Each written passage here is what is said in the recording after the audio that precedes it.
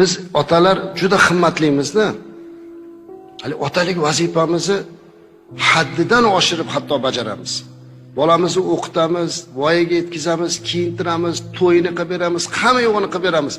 Hattoki ayoliga beradigan mahrni ham qo'liga ushatib qo'yamiz. "Ma bolam mahr, mana ber" deb. Shu mahrni hech bo'lmasa kuyov to'ra o'zi topishsin.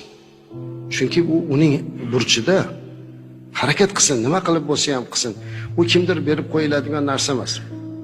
Payg'ambarimiz alayhisolatu vassalamning oldilariga Hazrati Ali karramallohu vajhahu qizlari Fatima onamizni so'rab kelganlar. Rozi bo'lganlaridan keyin mahrga beradigan nimangiz bor deganda hech narsasi yo'q edi. Mahr shu darajada ahamiyatli ediki, Payg'ambarimiz alayhisalom "Bo'pti, mahr bermay qo'yavering" demadilar. Sovutingiz bor edi-ku, jangga kiyadigan, qani o'sha dedi. Uyda turib olib keling dedilar.